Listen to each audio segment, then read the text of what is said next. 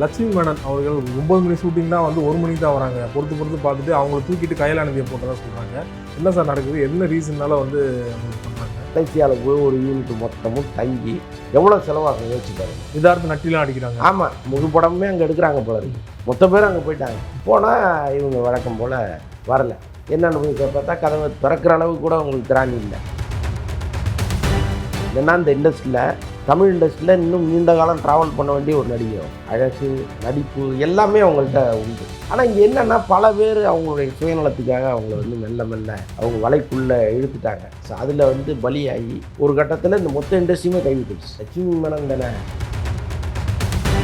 ஒரு கட்டத்தில் நடிக்கிறது மேலே உங்களுக்கு இன்ட்ரெஸ்ட் போயிடுச்சா? அந்த மாதிரி தான் இன்ட்ரெஸ்ட்லாம் இருக்குங்க.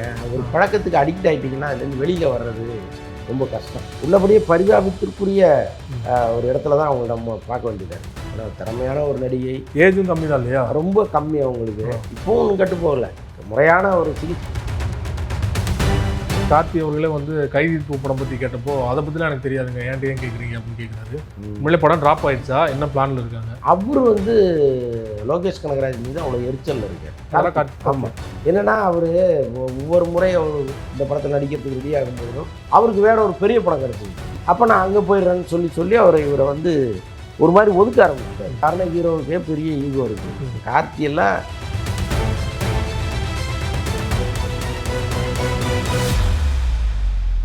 மீடியா சர்க்கிள் நேயர்களுக்கு வணக்கம். இன்றைக்கு நம்மோட நேர்காணலுக்காக சினிமா விமர்சகர் வலைப்பேச்சு அந்தணன் அவர்கள் நம்மோடு இருந்திருக்கிறார். அவரோடு பேசலாம். சார் வணக்கம். வணக்கம். லட்சுமி மேனன் அவர்கள் தமிழில் பல வெற்றி படங்களை கொடுத்தவர். கும்கி தொடங்கி சுந்தரபாண்டியன், பாண்டியநாடு அப்படின்னு சொல்லிட்டு வந்து சில ஆண்டுகள் வந்து காணாமல் போயிட்டார். மறுபடியும் வந்து புழுக்குத்தி பாண்டியன் ஒரு படத்தில் நடித்தாங்க.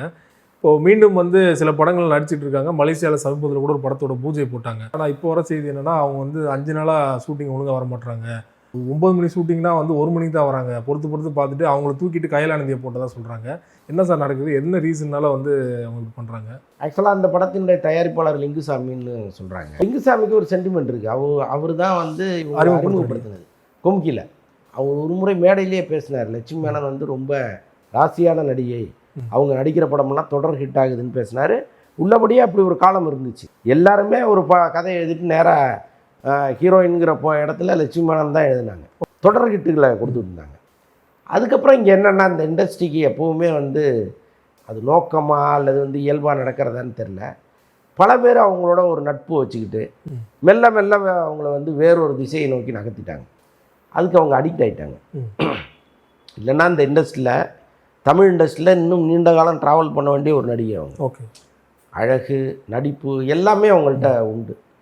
ஆனால் இங்கே என்னென்னா பல பேர் அவங்களுடைய சுயநலத்துக்காக அவங்கள வந்து மெல்ல மெல்ல அவங்க வலைக்குள்ளே இழுத்துட்டாங்க. ஸோ அதில் வந்து பலியாகி ஒரு கட்டத்தில் இந்த மொத்த இண்டஸ்ட்ரியுமே கைவிட்டுடுச்சு. லட்சுமி மேனன் தானே இருக்கட்டும்பா, வேறு ஹீரோயினை சொல்லுன்ட்டாங்க. அப்போ எல்லாருமே புறக்கணிக்கும் போது அவங்க என்ன பண்ணுவாங்க, சரி ரைட்டு ஊருக்கு போயிடும்ட்டு அங்கே போயிட்டாங்க. அங்கே போய் ஏதோ படங்கள் தொடர்ந்து நடிச்சிட்டு இருந்தாங்க.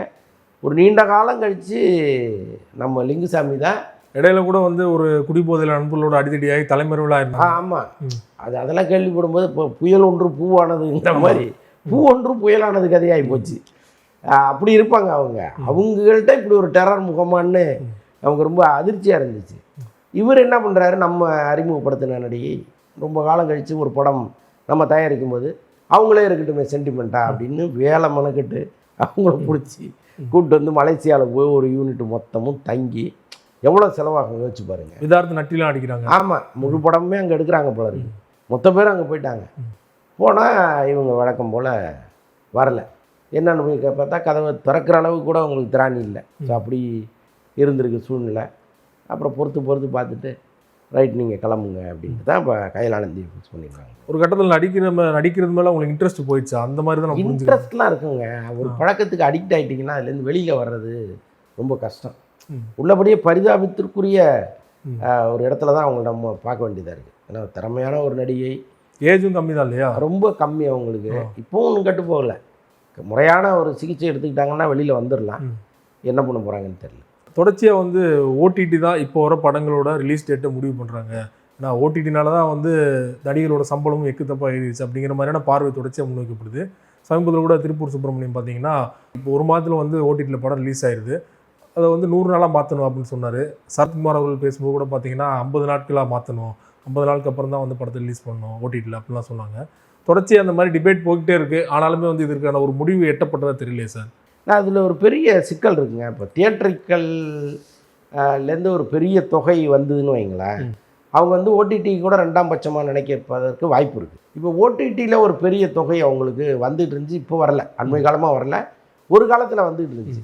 இப்போ தியேட்டருக்கல்லேருந்து ரொம்ப குறைவாக பணம் வரும்பொழுது எவ்வளோ பெரிய படத்தை போட்டாலும் ஒரு ஓவர் ஃப்ளோ ஆகி வழிஞ்சு படம் பார்க்குறதெல்லாம் பழைய காலம் ஆகிப்போச்சு. இப்போ டாப்பில் இருக்கிற ஒரு 4-5 பேருக்கு தான் அப்படி ஒரு வாய்ப்பு இருக்கே தவிர அடுத்த கட்டத்தில் இருக்கிற நடிகர்களுக்கெல்லாம் அந்த வாய்ப்பு இல்லவே இல்லை.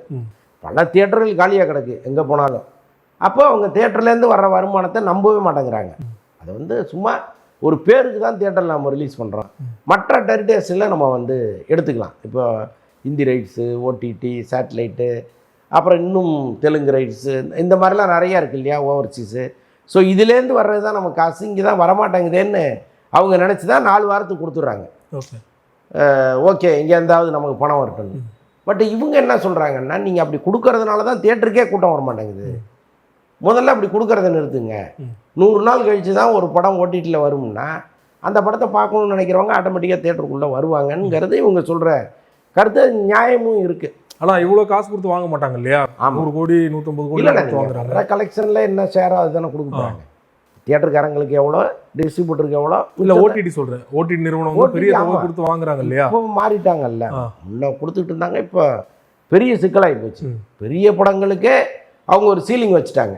இப்போ ரஜினி, கமல், அஜித், விஜய் வரைக்கும் ஒரு ரேட்டு, அதுக்கு கீழே இருக்கிறவங்களுக்கு ஒரு ரேட்டு, நீங்கள் எத்தனை கோடியில் படம் எடுத்தாலும் அதுதான் ரேட்டு. ஸோ அப்படி வச்சுருக்காங்க.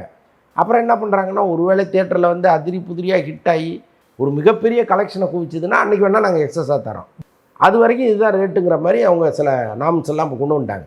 ஸோ இந்த மாதிரி சிக்கல் இருக்குது. இன்றைக்கி தயாரிப்பாளர்கள் என்ன முடிவு பண்ணணும்னா, ஓடிடி சைட்லேருந்து நமக்கு பணம் வர மாட்டேங்குது, தியேட்டர் சைட்லேருந்து வராமல் இருக்குது. அப்போ இது ரெண்டுத்தையும் உட்காந்து ஒழுங்குபடுத்தி மீன்வயலா ஏதாவது ஒன்று பண்ணிக்கணும். அது என்னங்கிறது தான் தெரியல. அது இவங்கெல்லாம் உட்காந்து பேசினா தானே தெரியும். படம் பார்த்ததுக்கு அப்புறம் தான் முடிவு பண்ணுறாங்களோ? ஆமாம். இப்போ என்ன படம் பார்க்கறதுக்கு முன்னாடியே வந்து படம் ரிலீஸுக்கு முன்னாடியே கொடுத்துருவாங்க. மொத்தமாக கொடுத்து வாங்கினாங்கல்ல, இப்போ அப்படிலாம் கிடையாது. ஒரு தொகை கொடுப்பாங்க, படம் தியேட்டரில் நல்லா ஓடிச்சுன்னா ஒரு ரேட்டை ஃபிக்ஸ் பண்ணி மிச்சத்தை கொடுப்பாங்க. அல்லது கலெக்ஷன்லேருந்து இத்தனை % தான் நாங்கள் வாங்குறோங்கிறாங்க. இப்போ கலெக்ஷனை நீங்கள் மொத்த கலெக்ஷனை காட்டணும், தியேட்டரில் எவ்வளோ கலெக்ட் ஆகுதோ அதை நீங்கள் காமிக்கணும். ஸோ இவ்வளோ பிரச்சனைகள் இருக்குது, அதுக்குள்ளே பெரிய இடியாப்பு சிக்கல் இருக்குது. இது எல்லா தரப்பும் உட்காந்து பேசினா தான் சரியாக வரும். பட்டு திருப்பூர் சுப்பிரமணியம் சொல்கிறதும் நியாயம்தான். ஏன்னா நீங்கள் பார்த்தீங்கன்னா பல ஊர்களில் இந்த தியேட்டர் கட்டியிருக்கிறாங்க, அதோடைய மதிப்பு, அது மையத்தில் இருக்கிற அந்த நிலத்தின் மதிப்பு, இதெல்லாம் பார்த்திங்கன்னா உள்ளபடியாக அவங்க வேறு ஒரு தொழில் அது அங்கே செய்கிறாங்க. ஒரு மண்டபம், கல்யாண மண்டபமாக மாற்றுறாங்க, ஒரு ஷாப்பிங் காம்ப்ளெக்ஸாக மாற்றுறாங்கன்னா இதில் எடுக்கிறத விட பல மடங்கு காசை எடுத்துடலாம். அப்போ ஏதோ ஒரு அவங்களுக்கு வந்து ஒரு தொழிலில் ஒரு அக்கறை இருக்குது, அப்பா தாத்தா பண்ணதை நம்ம விட்டு கொடுத்துடக்கூடாதுங்கிற ஒரு எண்ணம், லெகசிக்காக பண்ணுறாங்க. ஸோ இதெல்லாம் சேர்ந்து தான் வந்து அதை பண்ணுறாங்க. சொந்தக்காரங்க மத்தியில் ஒரு மரியாதை இருக்குது. நீங்கள் ஷாப்பிங் காம்ப்ளெக்ஸ் வச்சுருந்தா கூட மதிக்க மாட்டான், தியேட்டர் வச்சுருக்காருன்னா பெரிய மரியாதை இல்லை. ஸோ இதெல்லாம் சேர்ந்து தான் அவங்க கஷ்டமோ நஷ்டமோ இழுத்துட்டு போயிட்டுருக்காங்க. அப்போ அவங்க தொழிலும் நல்லா இருக்கணும்ல. அப்போ எல்லாரும் சேர்ந்து ஒரு நல்ல முடிவை எடுக்கணும். பெரிய ஹீரோக்கள்லாம் வந்து ப்ராஃபிட்ஸ் எல்லாம் நடிக்கணும் அப்படிங்கிற மாதிரியான ஒரு தீர்மானத்தை நடிகர் சங்க கூட்டத்தில் போட்டாங்க, தயாரிப்பாளர் சங்க கூட்டத்தில் போட்டாங்கன்னு நினைக்கிறேன். அது என்ன சார் நடைமுறைப்படுத்திடுவாங்கன்னு நினைக்கிறீங்களா? அதெல்லாம் நடைமுறைக்கு வரவே வராது. சும்மா ஒப்புக்கு சப்பா போட்ட தீர்மானம். அதெல்லாம் இந்த பலியாகிறது சின்ன சின்ன நடிகர்கள் தான் பலியாகும். பெரிய நடிகர்கள் யாருமே ஒத்துக்க மாட்டாங்க. இன்னொன்று நடிகர்களை நம்பி தான் தயாரிப்பாளர் இருக்காங்க. இவங்க கண்டிஷன் போடவே முடியாது அவங்களுக்கு. நீங்கள் இல்லைன்னா எனக்கு கர்நாடகா, தெலுங்குலேருந்து வராரு அப்படின்ட்டு போயிடுவாங்க. கார்ப்பரேட் நிறையா உள்ளே வர ஆரம்பிச்சிருச்சு. அப்போது நீங்கள் வரலனாலும் பரவாயில்லைங்கிற முடிவை ஹீரோக்கள் எடுப்பாங்க. ஸோ அதனால் இதை தவிர்க்கவே முடியாது. இவங்க வேணால் ஆசைப்படலாம், அதுக்கு அவங்க ஒத்து வரணும்ல, நடிகர்கள் ஒத்து வரணும்ல.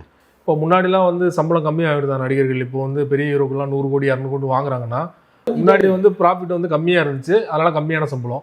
ப்ராஃபிட் தான் அதிகமாக வருது, அதிகமாக சம்பளம் கேட்குறது என்ன அப்படின்னு ஒரு பார்வை முன்வைக்கப்படுதில்ல. இல்லைங்க, இவங்க அந்த யதார்த்தத்தை புரிஞ்சுக்க மாட்டாங்க. ஓடிடி நிறைய கொடுக்கும் பொழுது சம்பளத்தை இவங்க ஏற்றுனாங்க. ஓகே, ஓடிடி கதவை சாத்திட்டான், சம்பளத்தை குறைக்க மாட்டேங்கிறாங்க. அதான் பிரச்சனை.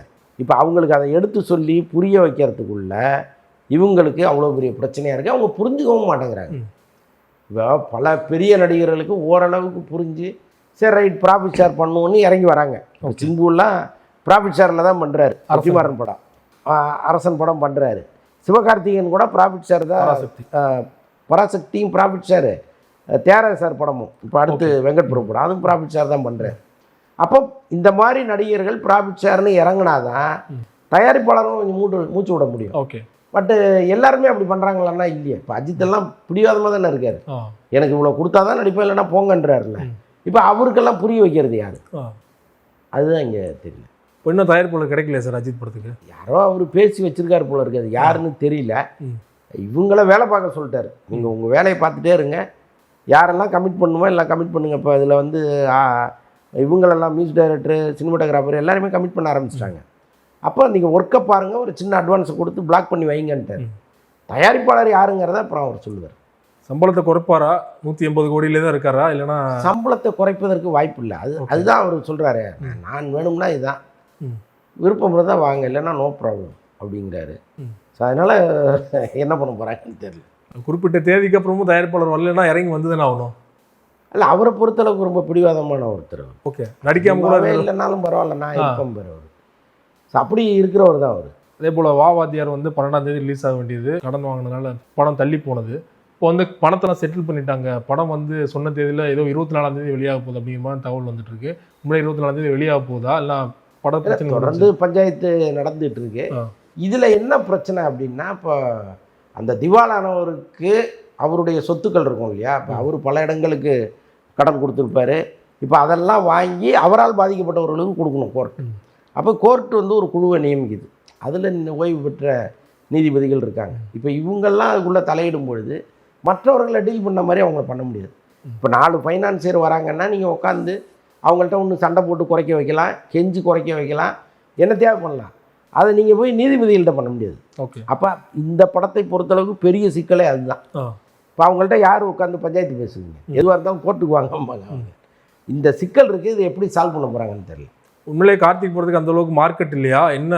அது மட்டும் தான் பிரச்சனையா? இல்லை இல்லைங்க, மார்க்கெட்டை விட பிரச்சனை அதிகமாக இருந்தால் என்ன பண்ணுவீங்க? ஓகே, அவருக்கு மார்க்கெட் அப்படியே தான் இருக்குது. கார்த்திகை பொறுத்தளவுக்கு அவருக்கு ஒன்றும் எந்த பிரச்சனையும் கிடையாது. அவருடைய ரீசெண்டாக ரிலீஸ் ஆன படம் சர்தார் கூட பெரிய ஹிட்டு தான். ஸோ அதனால் அவர் வந்து ஸ்டடியாக தான் இருக்கார். என்னென்னா பிரச்சனையே அதை விட பெருசாக இருக்குது. சமீபத்தில் பேசின கார்த்தி அவர்களே வந்து கைதி 2 படம் பற்றி கேட்டப்போ அதை பற்றிலாம் எனக்கு தெரியாதுங்க, ஏன்ட்டு ஏன் கேட்குறீங்க அப்படின்னு கேட்குறாரு. உண்மையிலே படம் ட்ராப் ஆயிடுச்சா, என்ன பிளானில் இருக்காங்க? அவர் வந்து லோகேஷ் கனகராஜ் மீது அவ்வளோ எரிச்சலில் இருக்கார். ஆமாம், என்னென்னா அவர் ஒவ்வொரு முறை அவர் இந்த படத்தில் நடிக்கிறதுக்கு ரெடி ஆகும்பொழுதும் அவருக்கு வேற ஒரு பெரிய படம் கிடச்சிருக்கு. அப்போ நான் அங்கே போயிடுறேன்னு சொல்லி இவரை வந்து ஒரு மாதிரி ஒதுக்க ஆரம்பிச்சிட்டாரு. இன்னைக்கு வந்து யாருமே டீல் பண்ணுறதுனால கடுப்பா. அதில் வந்து சாதாரண ஹீரோவுக்கே பெரிய ஈகோ இருக்குது. கார்த்தியெல்லாம் பெரிய ஹிட்டு கொடுத்தவர், உள்ளபடியாக அவர் அதை கோவப்படுறதுல நிறைய நியாயமும் இருக்குது. அதனால அந்த வார்த்தையை அவர் சொல்லியிருப்பார். இப்போ படம் லோகேஷ் கனகராஜ் கூலி படத்துக்கு அப்புறம் சம்பளத்தை குறைச்சிட்டாரா இல்லைன்னா வந்து அதே சம்பளத்தில் இருக்குது? அது ஒரு நீங்கள் அதே சம்பளத்தில் இருந்தால் இருக்க வேண்டியது தான். யார் கொடுக்கணும் இல்லை, நீங்கள் கேட்குறீங்களா கேட்கலையா அவங்களா குறைச்சிடுவாங்க. அதுதான் இண்டஸ்ட்ரி எப்போவுமே. சில பேருடைய தயவு, இப்போ டைரக்டர் லோகேஷ் இல்லைன்னா வேற ஒரு டைரக்டர் அவங்களுக்கு கிடச்சிருவாங்க. பட் அஜித்தோ விஜயோ இல்லைன்னா வேறு யாரும் கிடைக்க மாட்டாங்க. அந்த இடத்துல அவங்க தான் இருக்காங்க. அதனால் வேறு வழி இல்லாமல் அவங்க இறங்கி போய் அங்கே போய் நிற்க வேண்டியதாக இருக்குது. பட் லோகேஷ் மாதிரியோ அல்லது வேறு எந்த டைரக்டராக இருக்கட்டும், மணிரத்னமாக கூட இருக்கட்டும், சங்கராக கூட இருக்கட்டும், பணம் நிறைய கேட்குறீங்க, என்னால் கொடுக்க முடியலன்னா போங்க சார், நான் வேற ஆளை வச்சு பண்ணிக்கிறேன் சார்பாங்க. நீங்கள் டைரக்டர்களுக்கெல்லாம் பஞ்சம் கிடையாது, ஓகே, ஹீரோக்களுக்கு தான் பஞ்சம். அவர் ஹீரோ நடிக்கிற படத்துலேயே 25 கோடி 30 கோடி சம்பளம் வாங்கினதா ஒரு தகவல் வந்திருக்கு. உண்மைதானா சார்? சன் பிக்சர்ஸ் அது என்னென்னா அவரே திரைக்கதை எழுதியிருக்கிறாரு, டைலாக் அதுக்கும் சேர்த்து சம்பளம். ரொம்ப நன்றி சார், உங்கள் நேரத்தை ஒதுக்கி சினிமா தொடர்பான பல்வேறு அப்டேட்கள் கொடுத்தீங்க. தொடர்ந்து கொடுக்கணும். மிக்க நன்றி சார். நன்றி.